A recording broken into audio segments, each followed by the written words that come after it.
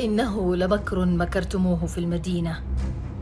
جثث الأطفال، أشلاء النساء، رفات الشباب، وما تبقى من أجزاء شيوخ العمر في غزة، بصمود لا يتواجد في بقعة أرضية أخرى بزمانها ومكانها.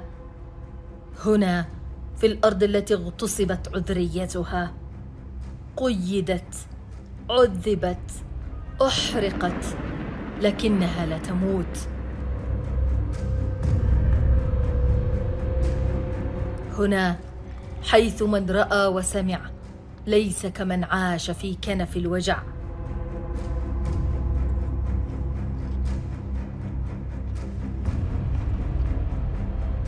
لعنة عام الموت هذا طالت العالم كله.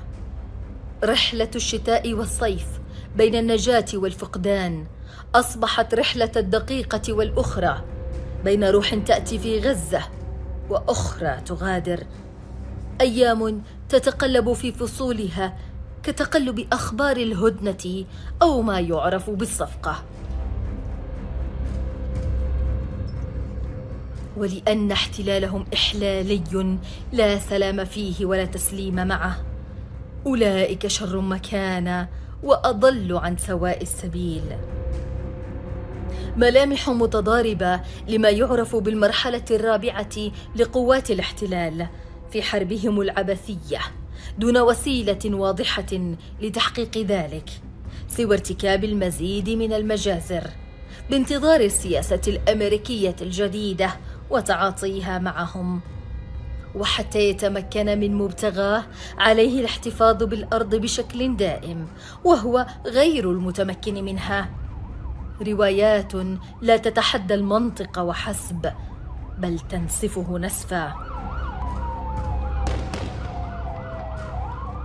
أدوات الجريمة واضحة لأبشع قتل في التاريخ اجتمعت فيه الأضداد، فهو عمد وشبه عمد وسبق إصرار منفي مؤكد، بحثا عن أي صورة للنصر وطريق للخلاص في حفظ ماء الوجه وادعاء الانتصار.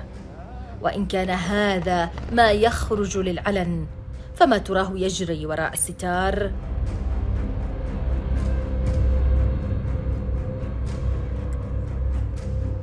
يظن الكيان الغاصب أنه سينجو من كل مذابحه. اليوم ننجيك ببدنك لتكون لمن خلفك آية. ألا بعدا لك ولمن والاك، ألا بعدا لعرب صامتين.